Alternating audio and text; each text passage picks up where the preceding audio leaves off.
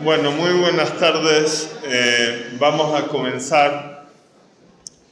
Yo soy Raúl González de Entre Paréntesis y bueno, quiero agradecerles a todos ustedes esta concurrida reunión que vamos a tener. Comenzamos ahora a las 8 en punto, terminaremos de manera igualmente puntual a las 9:30, esté como esté la discusión, pase lo que pase. 9:30 en punto, nos vamos todos a casa porque, como es una película del arte, podemos hablar indefinidamente. Entonces, hemos invitado a Pedro Miguel Lamet a que nos hable de la película Silencio de Scorsese. Yo debería presentar a Lamet, pero es totalmente innecesario porque ustedes conocen a Perico, para empezar, mucho más que a mí, entonces no tiene ningún sentido que yo lo presente. Solamente quiero decirles que él es o ha sido periodista y ahora es escritor en una variedad muy grande de géneros a lo largo de décadas. Realmente ha escrito ensayo, novela, poesía. Su último libro es La luz recién nacida. Entiendo que presentaste esta Navidad. Muy famosas son sus biografías, en particular la biografía sobre Arrupe, que le ha hecho célebre en todo continente prácticamente. Perico, entre otras cosas, ha trabajado mucho en crítica cinematográfica y sale de eso. De forma que fue el primer nombre que nos vino a la mente a la hora de intentar discutir la película Silencio de una perspectiva que uniera el conocimiento del cine y el conocimiento de la fe.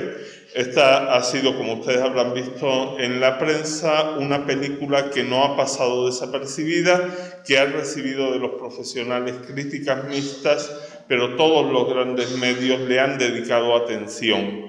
Es decir, es una película sustancial que está todavía en cartelera y de la que se sigue discutiendo. A alguna gente le ha gustado mucho, incluso gente creyente, le ha gustado mucho y a otra no le ha gustado nada. Es una película que ha producido reacciones muy encontradas.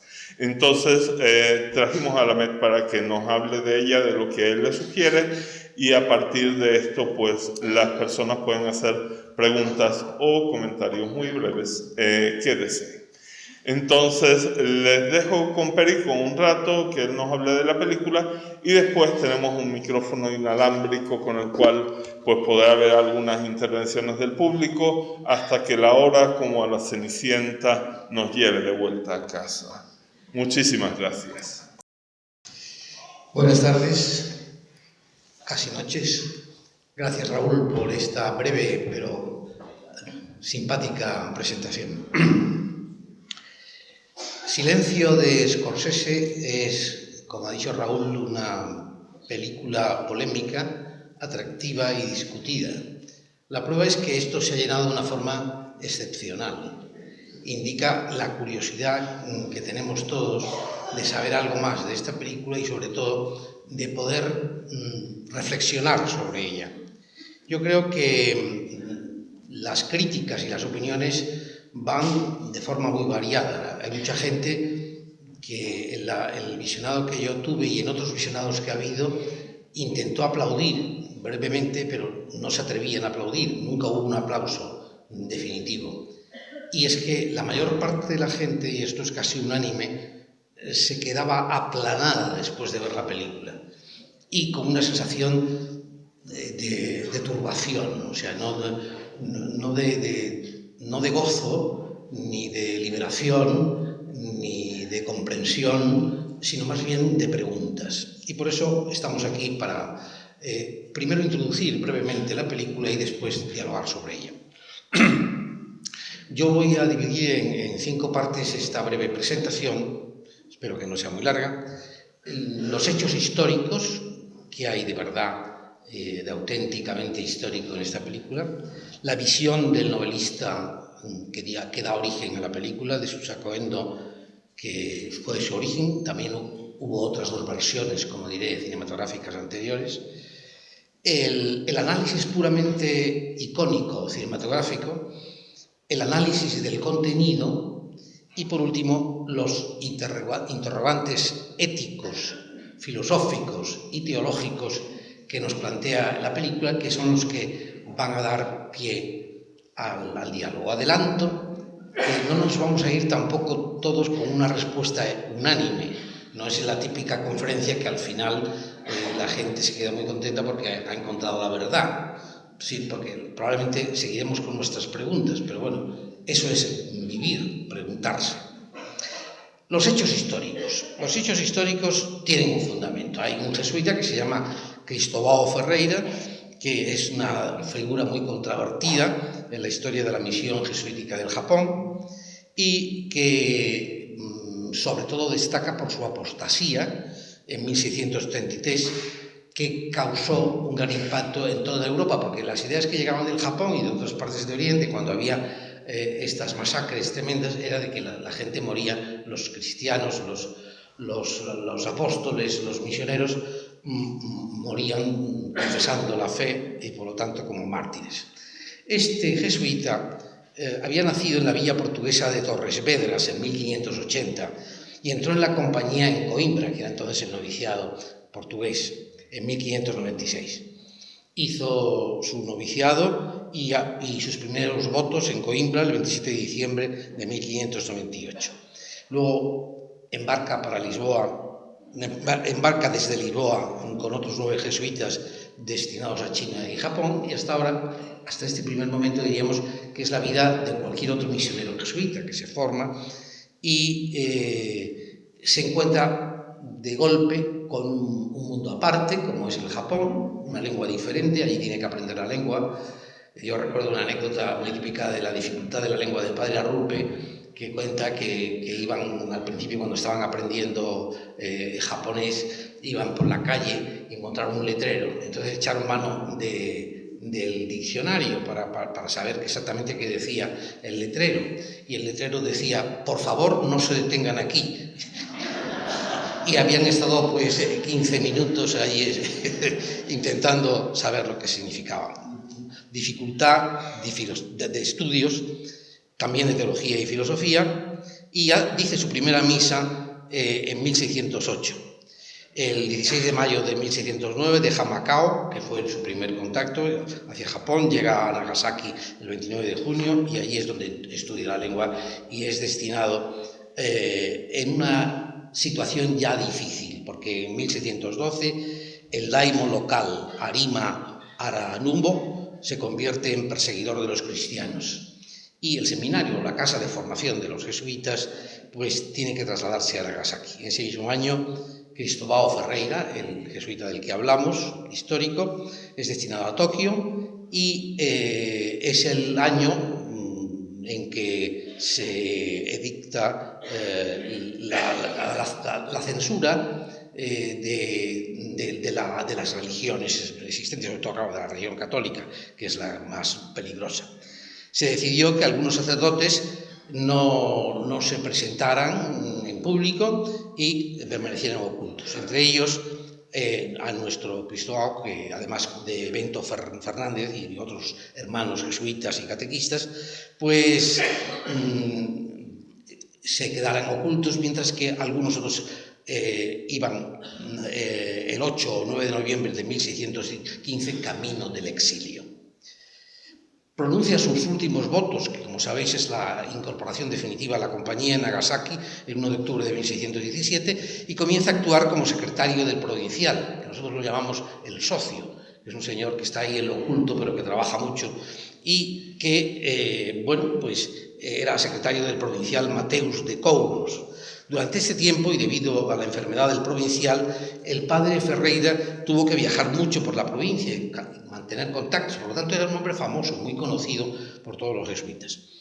En verano del 1621, el padre general en Roma nombra a otro provincial que se llama Francisco Pacheco. Y este Francisco Pacheco,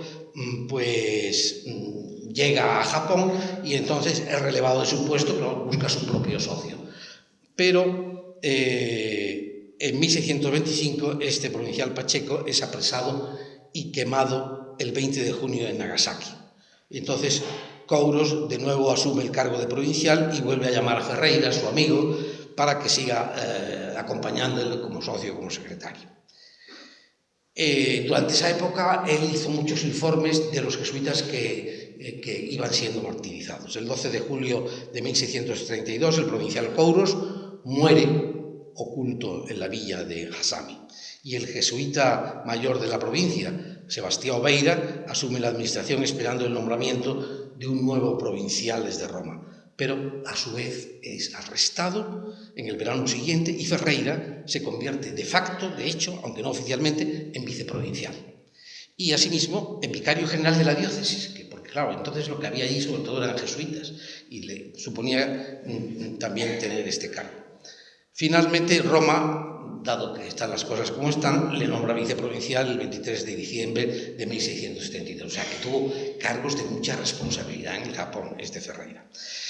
En ese momento, pues los martirios empiezan a ser cada vez más graves y se establece el martirio de la fosa, que consistía básicamente en colgar al que iba a ser martirizado, torturado, de los pies, haciéndole una pequeña incisura detrás de la oreja para que se fuera desangrando lentamente.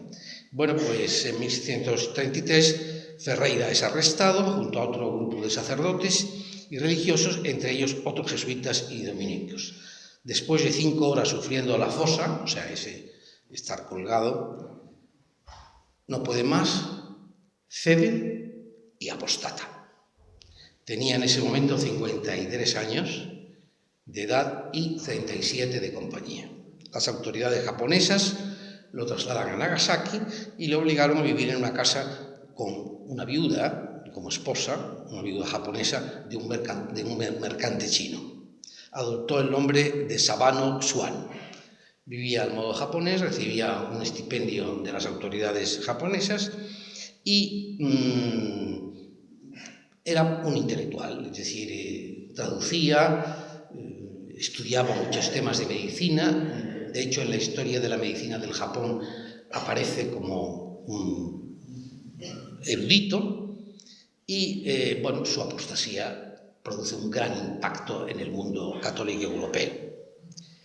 Su nombre, como digo, llega a aparecer en la historia del Japón y el 27 de junio de 1643 llega a Japón otro grupo de jesuitas. Entre ellos hay 2 que están muy interesados, porque además vienen con esa orden de los superiores, de buscar al famoso padre Ferreira, a ver qué ha pasado con él. Ellos no se creen verdaderamente que Ferreira haya apostatado, que a lo mejor era mentira, etc.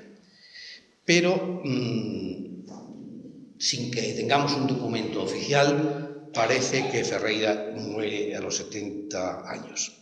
Cristóbal Ferreira, en 1650, muere dentro de la Iglesia, es decir, abjura su apostasía y vuelve a ser martirizado en la fosa y muere. Ese es el dato histórico. Según otras fuentes, Giuseppe Chiara, que es el otro joven que va en su búsqueda, también abjuró de su apostasía y acabó sus días en una inhumana celda de castigo. Todo esto hay que inscribirlo en la difícil, tremenda historia de la Iglesia en Japón, concretamente de la Compañía, desde que San Francisco Javier, cuya vida tuve la gozada de escribir en forma de novela histórica, pues llegó con gran dificultad. Un hermano coadjutor solía decir de San Francisco Javier que él en la India había pescado con red y al llegar a Japón empezó a pescar con caña, porque tenía que pescar uno a uno, es decir, se encontró con los bonzos, se encontró con los monjes zen, que eran mucho más intelectuales, y luego va a venir una historia muy difícil de conversiones. Va a haber un cierto auge, se van a llegar a convertir algunos grandes señores, pero después viene la persecución. La persecución es consecuencia de, diríamos, un nacionalismo exacerbado y de un miedo. Los que llegaban, tanto españoles como portugueses, eran comerciantes, pero venían con sus cañones y los japoneses tenían verdadero miedo de que los colonizaran, incluso de que pudieran invadirlos. Entonces hay muchas dificultades. Aparte de eso, de la dificultad misma del japonés. El japonés es un personaje difícil de entender, ¿no? Quizá por esa historia del zen, del samurái, esa historia como de careta, ¿no? De forma que un japonés es difícil de comprender. Yo recuerdo que estando en Japón para escribir la biografía de Arrupe, me encontré con un jesuita que era andaluz y que estaba dando clases de teología en la Facultad Nuestra de Teología de Tokio. Y le pregunté sobre los japoneses. Y me dije, mire usted, le voy a explicar lo que es un japonés. Un japonés es como un teclado de piano, que tiene una tecla que no funciona, pero no sabes cuál es la tecla que no funciona. Y esto al padre Arrupe, cuando fue maestro de novicios, le costó especialmente, porque además eran jóvenes que habían venido de la Segunda Guerra Mundial, habían estado como soldados, y él tuvo que hacer un trabajo muy tremendo. Bueno, a partir de 1600, y con una situación política crítica, se empiezan a ejecutar los cristianos, y en fin, yo no voy a contaros toda la historia de la Iglesia en Japón, simplemente recordaros que están los mártires de Nagasaki y que realmente es una historia complicada, donde hay que distinguir un elemento muy interesante, que es, yo creo que prácticamente único en el mundo, que son los Kasure Kirishitan. Los Kasure Kirishitan son los cristianos ocultos. Es decir, en el carácter japonés, que o lo toma o lo deja, cuando lo toma, a veces lo toma muy en serio. Y en concreto, estos cristianos se ocultaron durante la desaparición de la Iglesia en Japón y vivieron años y años sin llegar a contactar con otros sacerdotes hasta pasado mucho tiempo.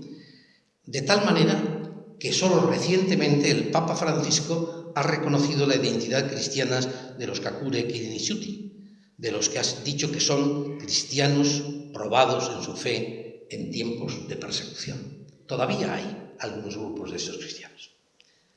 Segunda parte, la novela. ¿Qué nos dice Susaku Endo?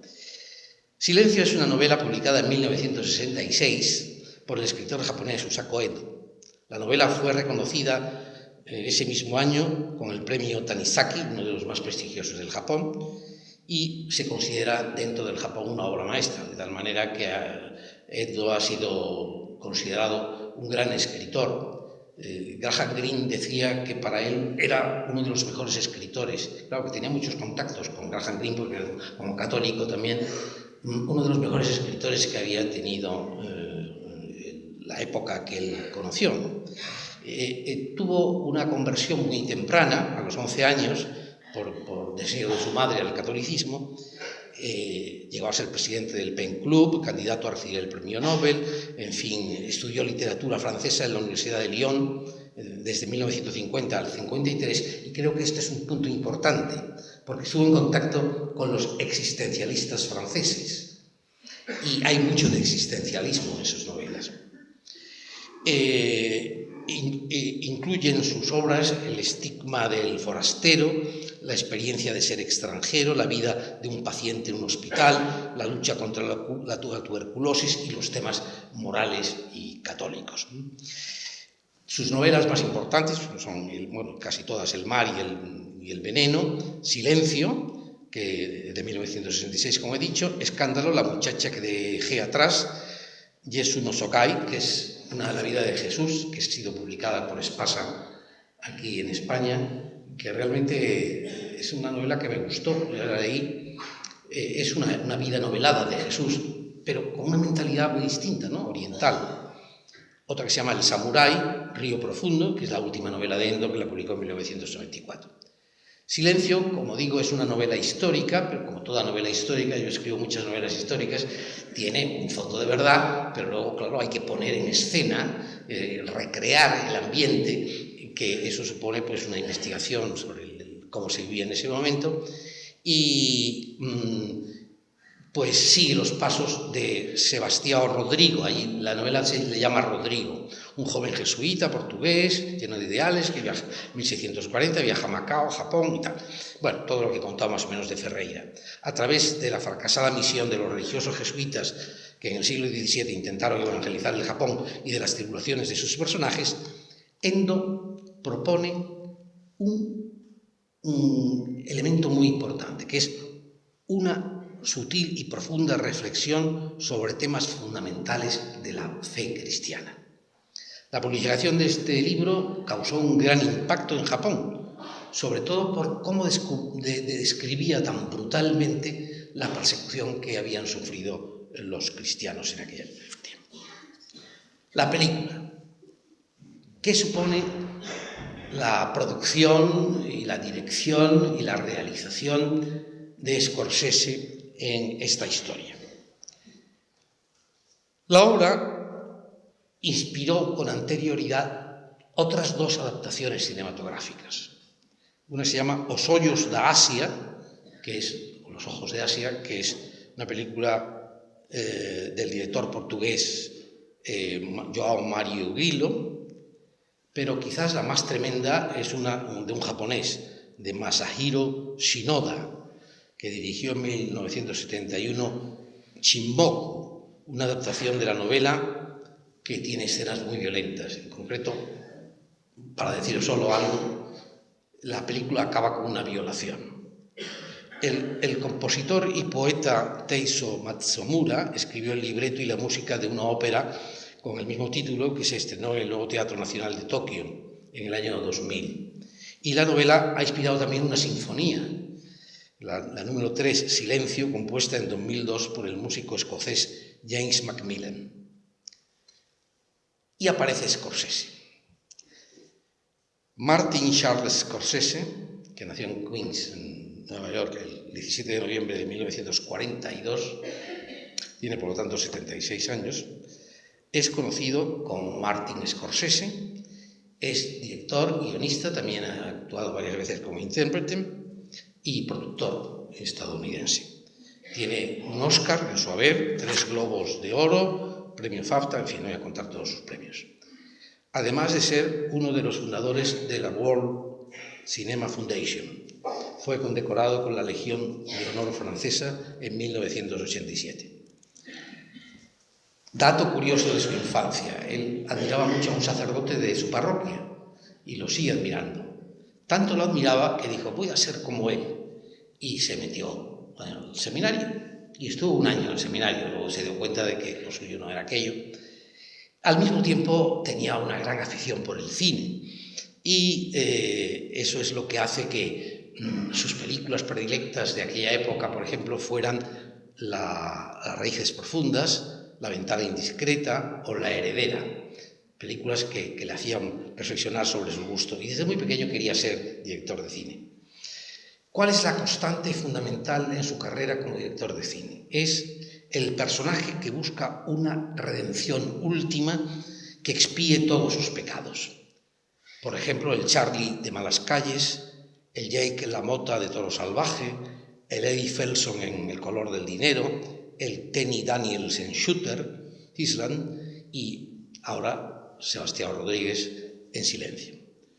Por ejemplo, otras películas importantes suyas son El lobo de Wall Street, también muy reciente, del 2013, Infiltrados, del 2006, que le dio el Oscar al mejor director. Recordáis también Taxi Driver, otra gran película, y la más polémica de todas, La última tentación de Cristo, la adaptación de la novela de Nikos Kazantzakis, que produjo una gran turbación en el mundo porque contaba los amores de Cristo con Magdalena, no unos amores platónicos, sino que eran unos amores bastante explícitos, de tal manera que el Papa Juan Pablo II le condenó de alguna manera aquella película. Y de todas formas, él no se había quedado absolutamente contento de cómo había tratado el tema de la fe. Y se puede decir que también un tema constante en su cine es la marginalidad. Como dice Michel Certeau, es el arte de lo débil. La profundización en lo débil produce un arte. Por ejemplo, en El Quijote, el loco de Don Quijote, el loco de Cervantes, es un débil. El Chaplin, el Charlot Un mendigo es un débil. La debilidad produce arte. Él se explica así: toda mi vida he estado involucrado con el catolicismo romano, con la Iglesia, más que con la institución, con el mensaje, lo que significa la cristiandad y ser un buen cristiano. Cuando terminé La Última Tentación sentí que necesitaba más. Quería pensar más sobre la fe, cuestionarme, buscar su significado, lo que es o no es, cómo existe. No quería imaginarla, sino vivirla. Cuando leí el libro de Endo, supe que tenía en mis manos algo muy profundo. Por eso he tardado tantos años en encontrar la manera de interpretar el film y las palabras sobre la página, es decir, el guión. Martin Scorsese conoció la novela en 1988 gracias al arzobispo Paul Moore, que no es un arzobispo católico, que se la regaló durante un pase especial de la película La Última Tentación de Cristo. Scorsese quedó fascinado por la obra de Endo porque trataba asuntos muy profundos y serios sobre el cristianismo. Pienso constantemente en la fe y la duda, la debilidad y la condición humana. Todos ellos son temas que la novela de Endo plantea de una manera muy directa. Nada más leerla, Scorsese quiso convertirla en película, pero diferentes problemas fueron posponiendo el proyecto. Sin embargo, en su tiempo libre seguía trabajando en el guión. De hecho, en 2007 se publicó una nueva edición de la novela incorporando un prólogo de Scorsese. Finalmente, en 2016, su anhelo se hizo realidad.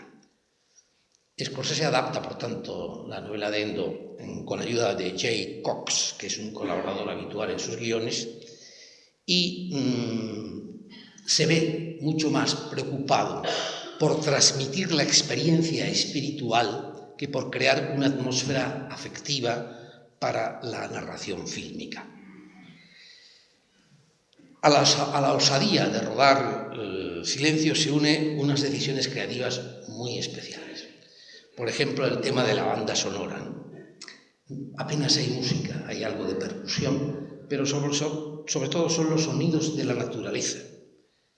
Lo que hay en Silencio es el propio sonido de la naturaleza, las olas del mar chocando contra las rocas de la costa, la lluvia, el viento, los grillos, las gaviotas. Esa es la verdadera música de Silencio, claramente pretendida. Y la voz del padre Rodríguez, narrando sus experiencias a través de las cartas que envía al padre Baliñano a la sazón provincial. El director de la fotografía es un mexicano, también Rodrigo Prieto, que ha hecho también El Lobo de Wall Street. Y es cómplice de Scorsese en la utilización de las luces, de los tonos grises, azules, ocres, verdes, las brumas, las lluvias e imágenes casi sacadas de grabados japoneses, y sobre todo esa escena que para mí es antológica en la historia del cine, que es la crucifixión en el mar. Es una gran escena. Aparece también muy clara en la película la división de dos mundos, ¿no? El mundo de Oriente y Occidente.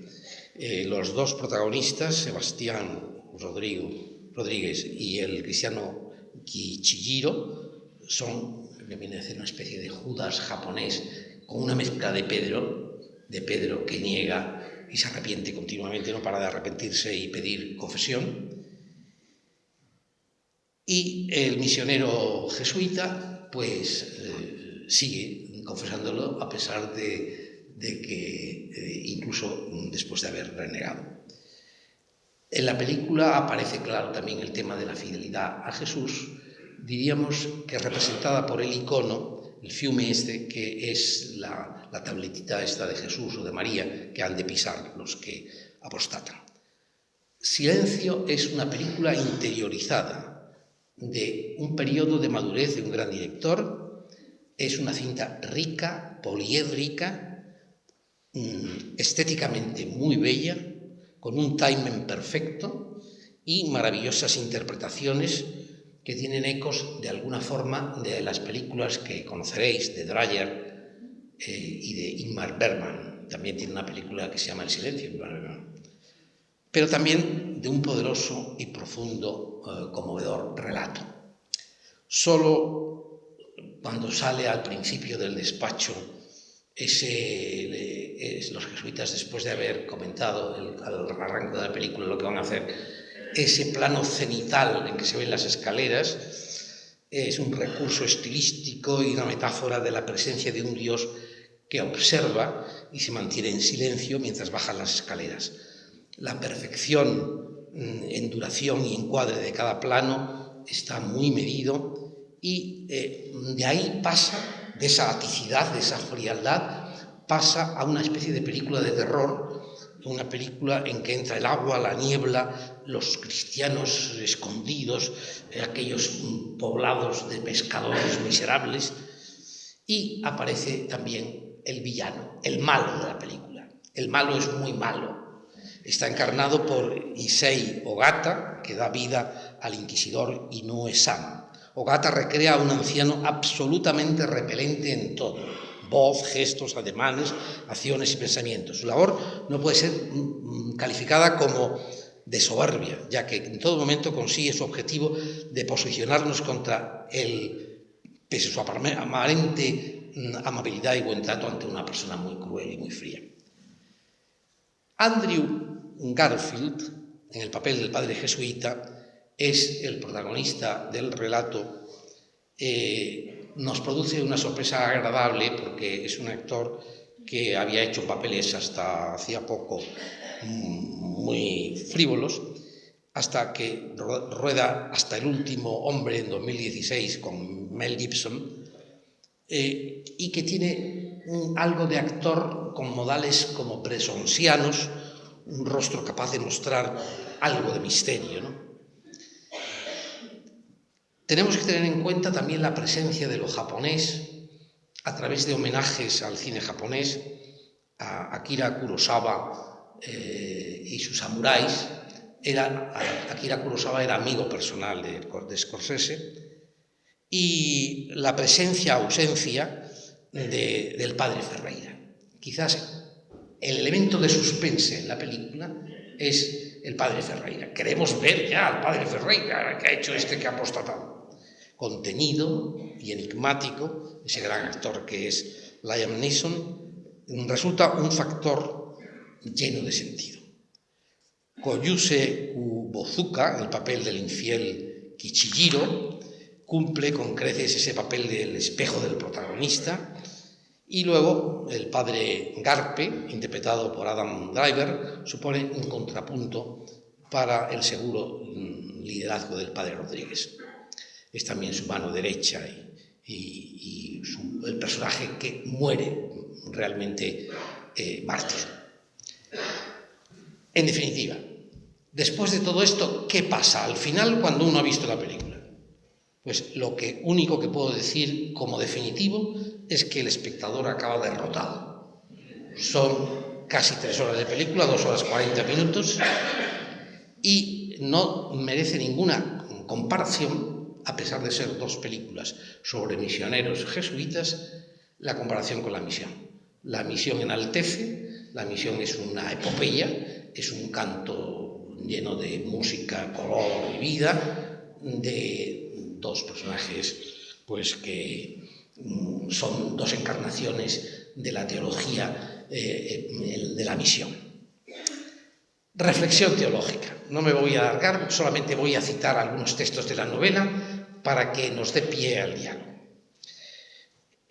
¿Por qué Deus me habrá mandado semejantes sufrimientos si nosotros no estamos haciendo nada malo? Dice Kichijiro. Y el jesuita Sebastián dice: Kichijiro alude a algo más espantoso, es el silencio de Dios.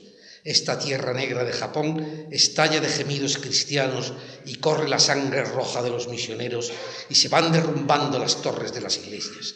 Dios tiene delante las víctimas de este horrible sacrificio inmoladas en él y aún continúa en silencio. El martirio de estos cristianos, dice Rodríguez también, me parece que se llama Rodrigo en la novela, el martirio de estos cristianos japoneses que acabo de describir nada tuvo de esplendoroso, fue así de mezquino y cruel, Dios mío. la lluvia cayendo interminablemente en el mar sin un solo respiro y el mar que los mata y se obstina después de un silencio trágico. Detrás de la calma siniestra de este mar, ese silencio de Dios, esa sensación de que Dios sigue cruzado de brazos ante los gemidos de los hombres, de que sigue en silencio. Revivió de repente en mi interior aquel bramido del mar, aquel sordo batido del tambor con que llegaban las olas en las tinieblas, el mismo rumor toda la noche. Y Dios también se quedaba en silencio como el mar, también se obstinaba en su silencio. Ya detenido por los soldados japoneses y encerrado en la cabaña, el padre Rodríguez dice: recitaba plegarias una tras otra, trataba de distraerse, pero la oración no le calmaba el alma. Señor, ¿por qué estás en silencio? ¿Por qué estás siempre en silencio? Así se quedó murmurando. En la prisión de Nagasaki, dice a Rodríguez le dieron un empujón por la espalda y se encontró dentro de una celda en total oscuridad. Llegamos al momento quizá culminante de la novela, cuando Sebastián Rodríguez sigue viendo en esas tinieblas el rostro de Jesús. Es verdad que guardaba silencio, pero se quedaba mirando con una mirada transida de ternura. Parecía querer decir: cuando tú sufres, yo sufro a tu lado. Estaré a tu lado hasta el final. Finalmente recapitula así el momento dramático de pisar el fumier. Habla Jesucristo. Y esto lo hace en la película ante la imagen de Jesucristo, que es el Greco, es el Cristo del Greco. Tienes los pies doloridos, ¿verdad? Tienes los pies doloridos como tantos otros que me han estado pisando hasta el día de hoy. A mí me basta que los pies os duelan. Yo participo de vuestro dolor, vivo vuestro sufrimiento. Para esto estoy en el mundo. A lo que responde el padre Rodríguez: Señor, me dolía que estuviera siempre en silencio. Y la contestación de Jesús: no estaba en silencio, estaba sufriendo contigo. Eso en la novela. El final de la película ya lo sabéis. Tengo que añadir que ha sido objeto, la película, de la ayuda, del asesoramiento de varios jesuitas, entre ellos el actual director de la revista América y un jesuita español, también Núñez, que es profesor en Taipei. Salía el otro día una entrevista suya en la última página del País, donde contaba esa anécdota tremenda de que fue a asesorar la película y tuvo que hacer un funeral por uno de los tramoyistas que había muerto durante el rodaje. Y también cómo se preocupaba de que llevó su propio Cristo, el crucifijo de los votos, que él tenía más antiguo, porque el crucifijo que había puesto la encargada del matabotaje, de todos los elementos que se ponen en las películas, pues no era adecuado. Bien, vamos ya directamente al coloquio y voy a dar los temas que creo que pueden dar pie al coloquio. En primer lugar, quiero citar al personaje que me parece más entrañable, más cercano a nuestro mundo también, que es Kichijiro, la debilidad. Kichijiro es un personaje que insiste en pedir perdón y que es el contrapunto del protagonista, pero que además sigue ayudando al protagonista después de haber apostatado. ¿Nos está enseñando este personaje el verdadero cristianismo? Segundo, un tema crucial de la película es la fidelidad de los pequeños. Es decir, ¿quiénes son los fieles en la película? Son los cristianos anónimos, estos perdidos y ocultos. Esos siguen muriendo.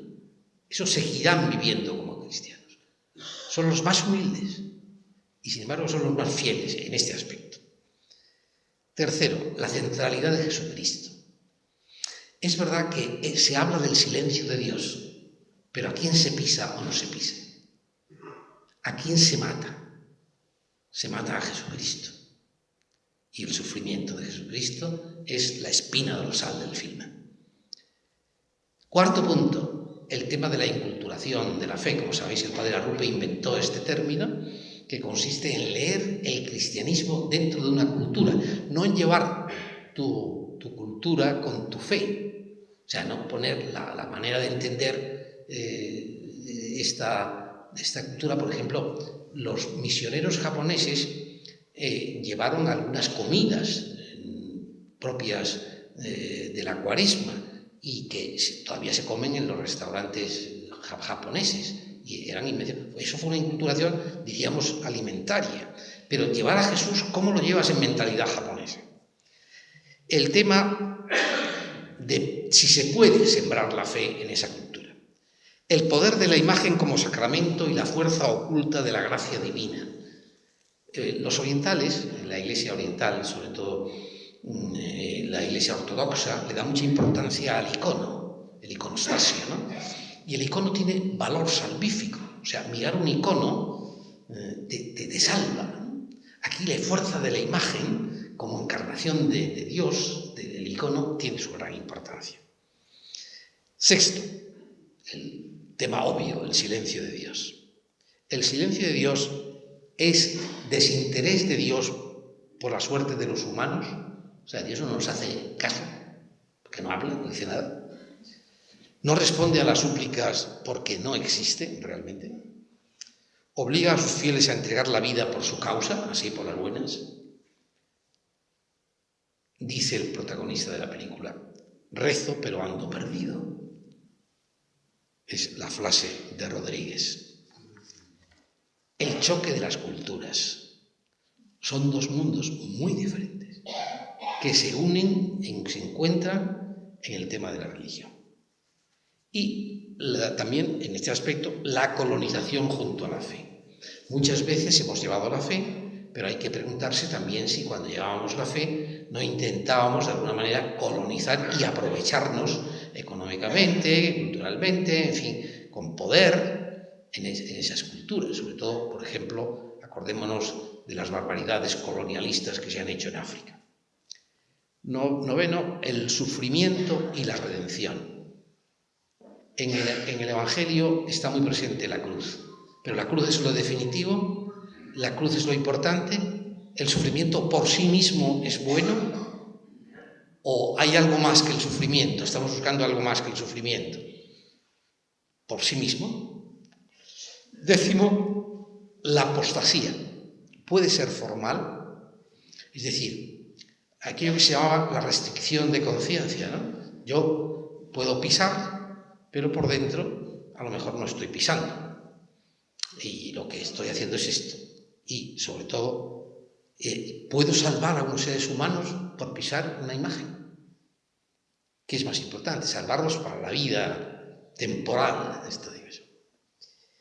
Pues bien, en esto se dividen las opiniones sobre la película. Hay críticas católicas que la ponen fatal.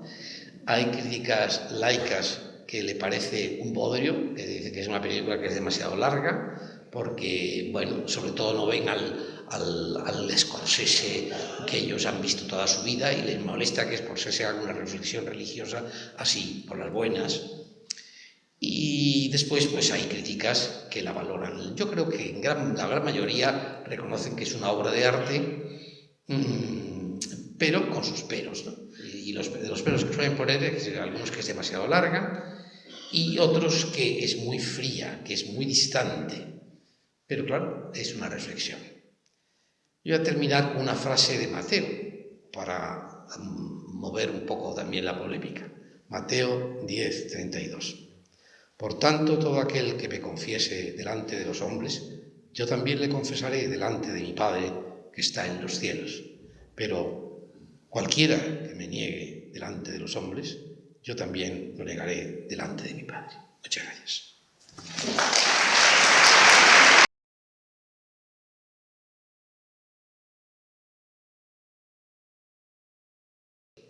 El tema es ambiguo en sí, porque, claro, es decir, entonces, ¿qué sentido tiene el martirio? Yo creo que el martirio está muy conectado con la otra vida. Es decir, estamos en una época enormemente materialista donde todo se enfoca hacia la vida de aquí. que es muy importante, que debemos vivirla a tope, que está llena de valores y demás. Pero la gran pregunta es si realmente este misionero reforzaba el martirio heroico que habían hecho los cristianos anónimos, aquellos ocultos, o no los respaldaba, ¿no? Es decir, y la imagen de Cristo crucificado.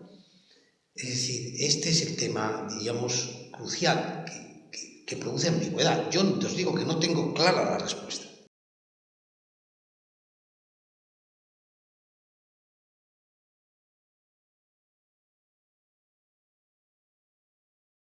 Bueno, es otra visión, complementa, desde luego, de alguna manera revela un hecho que yo he expresado, que la película es una gran obra desde el punto de vista cinematográfico y que transmite muchos elementos, ¿no? Evidentemente que además todos ponemos un poco en la obra de arte cuando analizamos la obra de arte, y en esta segunda parte tú estabas más relajada y podías disfrutar más de esos elementos pictóricos, artísticos, cinematográficos y espirituales que tiene también la película, pero que yo considero que son bastante objetivos. Es decir, que yo creo que Scorsese tiene interés especial de presentar la espiritualidad, pero no dar su brazo a torcer hacia una postura concreta. El silencio sigue estando, ¿no?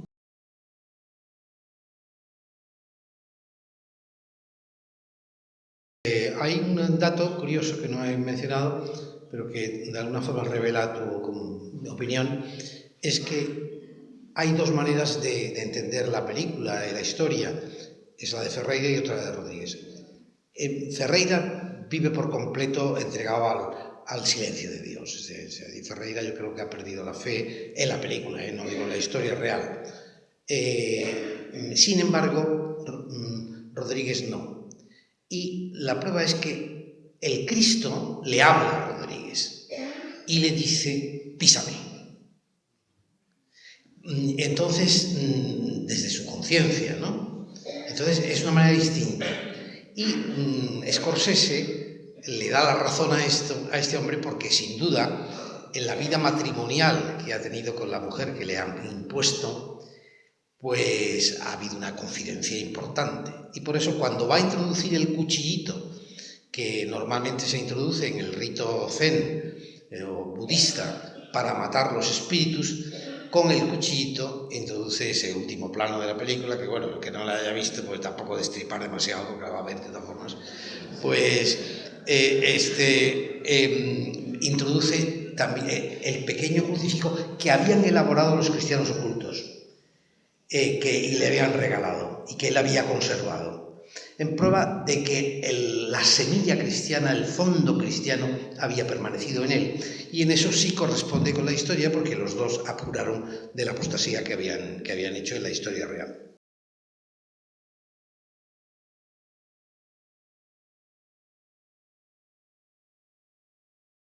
Pues mira, yo creo que más o menos ha coincidido con una cosa que yo he puesto la primera de los elementos de la película, que es la película, yo creo que habla sobre la debilidad humana, que Kajiro como se llame, pues es cada uno de nosotros, ¿no?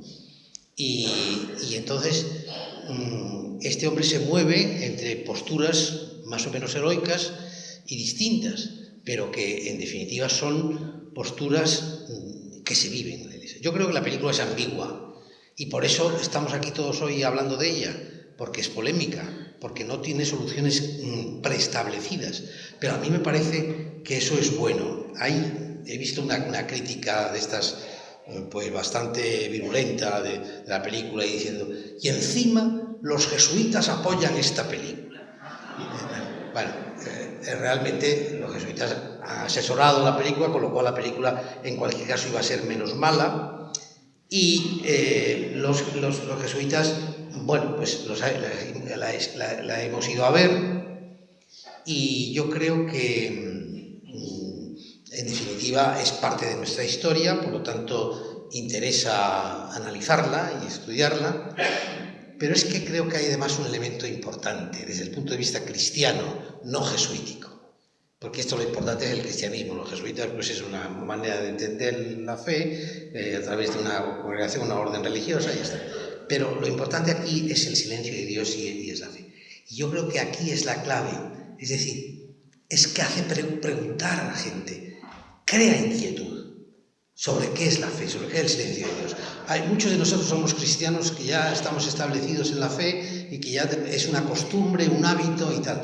Pero estas preguntas inquietantes, radicales del ser humano, no nos lo hacemos. Y que se haga en el cine, hoy día, en el siglo XXI, cuando a la gente le importa un bledo la fe y la religión, la mayoría de la gente, ¿no? Y que está en otras cosas, y que el cine que vemos es un cine violento, pero de acción, que no aguanta un cine contemplativo y pausado y demás. Pues yo creo que es un elemento interesante a tener en cuenta.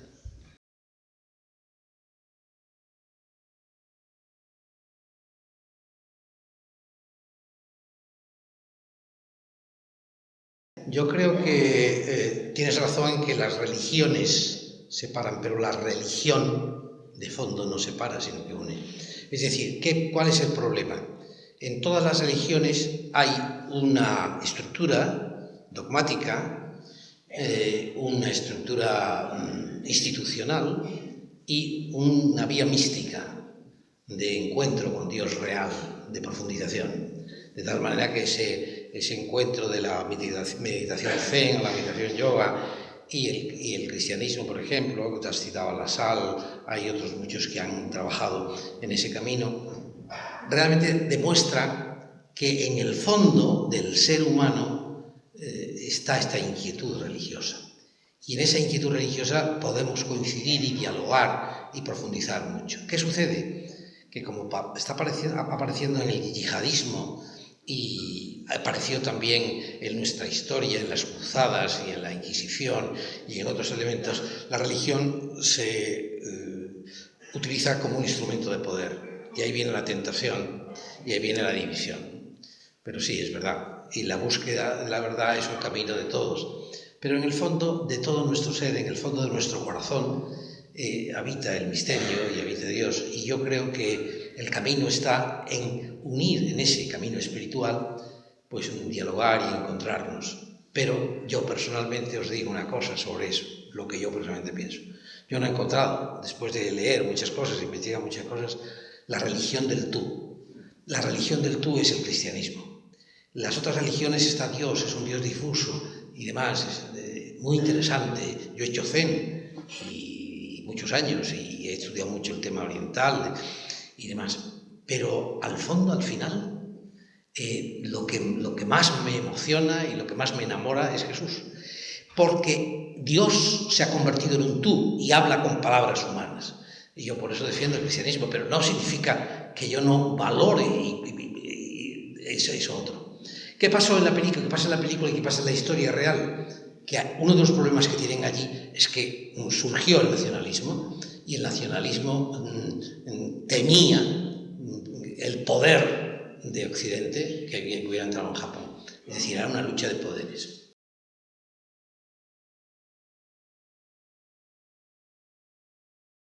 Bueno, vamos a tener en cuenta primero la época.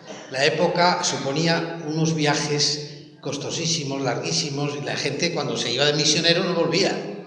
Ahora, alguno hubo en América Latina que volvió y tal, y que habló con los reyes y todo eso, pero en general no volvían, se quedaban ahí. Segundo, allí no se podía uno quedar ni de oculto ni de nada, porque estaba señalado como sacerdote, como jesuita, como misionero, y o bien apostatabas y te quedabas con una señora japonesa, una geisha al lado toda tu vida y un sueldecito aceptable, o bien tenías que morir. Y eso era lo que había. Número de apostasías, muy poco. Los jesuitas pocos apostataron, pero sí hubo apostasías. Y de hecho, Ferreira, el mayor, ese escribe informes contando el que ha apostatado, el que no ha apostatado y todo eso, ¿no? Estaba como un delegado para estos temas del gobierno japonés. Evidentemente que yo creo que el tema está en que no podemos juzgar con nuestros criterios de ahora. Ahora somos muy liberales y hemos aprendido mucho y valoramos mucho la persona y tal. Pero entonces la fe era la fe y la fe era la del carbonero. Y entonces yo me acuerdo cuando un jesuita en mi época de estudiante salía de la compañía. Era el escándalo máximo, sobre todo si se había ido con una señora. Entonces, eso era terrible. Hoy día eso no sucede así. Hay una comprensión mayor y todo esto. Y apostatar era lo peor del mundo, ¿eh? Entonces, y desde luego volver a España y eso es increíble. No podía hacerse porque son unos viajes terribles. Y además no podía salir de ahí.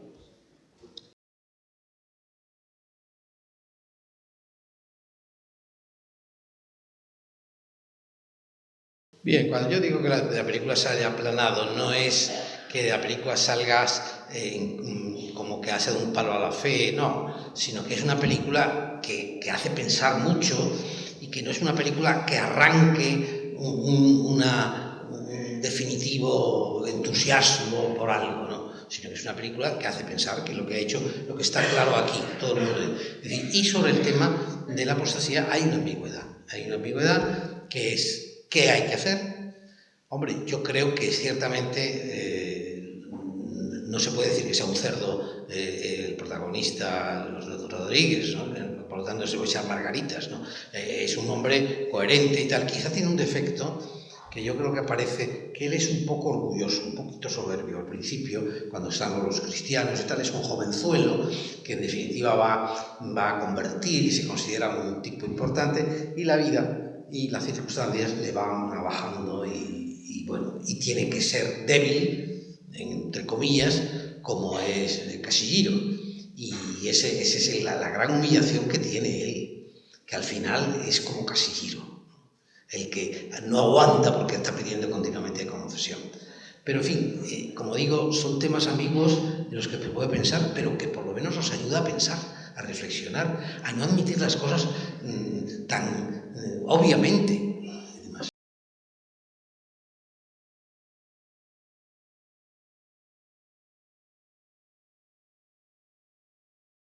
Bueno, allá arriba yo creo que en el fondo todos tenemos un puesto, ¿no? La misericordia de Dios. Pero aparte de eso, hace falta ver la película, es esencial, que estamos hablando de una película. Entonces, si no se ha visto la película es fría, a mi juicio. Yo creo que la película es muy objetiva, cuenta las cosas, pero no es una película emocional. Los emocionales somos nosotros que juzgamos según nuestra manera de ver la película, una vez u otra vez. Evidentemente que la referencia a Judas y la referencia a Pedro están claras, ¿no? Pero Pedro se arrepiente. Yo creo que en el fondo la consecuencia que sí podemos tener clara es que podemos tener muchas debilidades, podemos apostatar, podemos tener momentos difíciles en la vida, pero al final el corazón de Dios está abierto, ¿no? Está abierto para siempre para nosotros. Y esa es la ventaja del cristianismo, el perdón, la reconciliación, la redención, que tanto nos ha recordado el Papa Francisco el año pasado con el tema de la misericordia.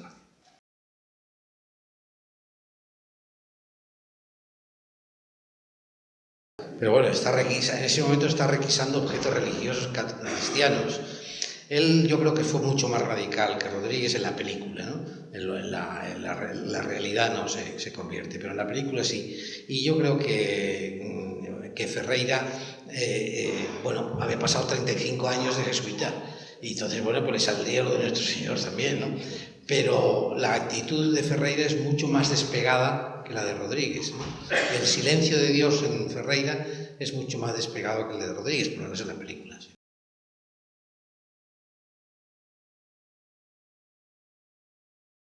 Bueno, sí, todas estas películas, si te tan religiosas, tienen algo en paralelo. Lo que pasa es que la película, a mí me parece que es la adaptación de un novelón que es una película comercial y que no tiene tanto interés como esta, que es la adaptación de una novela extraordinaria y una buena adaptación.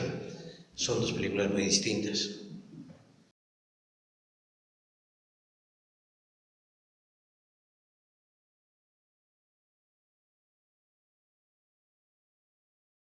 Pues está muy bien tu reflexión. Realmente yo creo que este tema de Casilliro es muy interesante porque, bueno, Jesús dice, le pregunta, ¿cuántas veces tenemos que perdonar? Pues hasta 70 veces 7, ¿no? Quiere decir siempre. El otro está como harto de que le pidan confesión continuamente y demás, ¿no? Pero yo creo que Scorsese aquí nos habla un poco del ex opere operato. Como sabéis, el sacramento se dice en teología que tiene un poder ex opere operato, es decir, que aparte de que la gente vaya con un espíritu u otro, que el sacramento tiene un poder, ¿no? Tiene una fuerza que te hace bien, ¿no? Y a mí me parece que es un cobarde, pero que es un cobarde que sigue pidiendo confesión. Es decir, un cobarde que dice, bueno, yo soy un cobarde, pero vivo mi vida. Pero no, es que él tiene dentro de sí algo que le dice que se ha equivocado, que no es fiel. Y eso es un mérito dentro de su debilidad.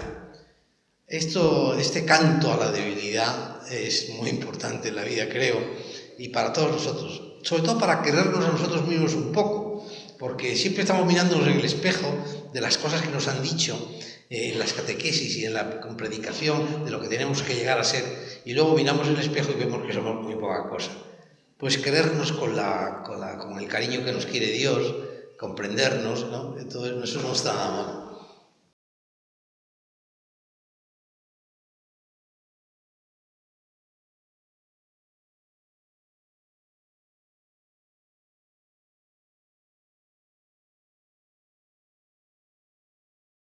Está muy bien tu reflexión, me parece muy profunda. Yo creo que evidentemente la película mueve a estas reflexiones de decir realmente por qué piso y por qué no piso. Yo creo que el matiz está en lo siguiente.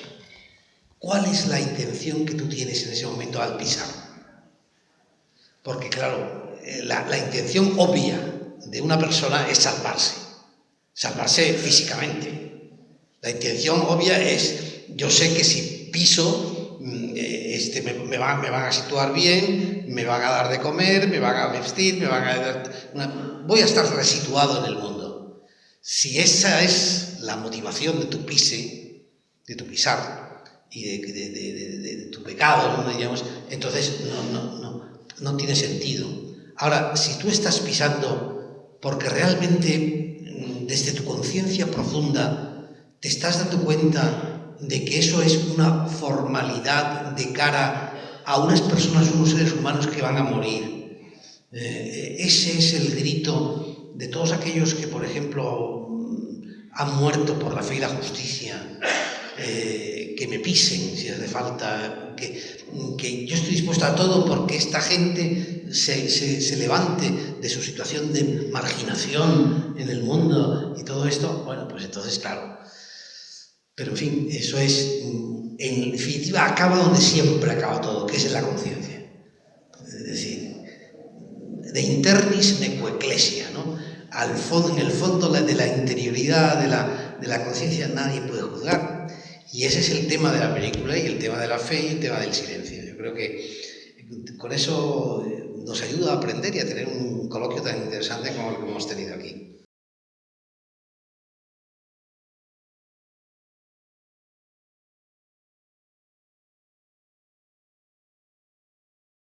Jesús dice hasta 70 veces 7. Bueno, hemos terminado, ¿no? Muchísimas gracias.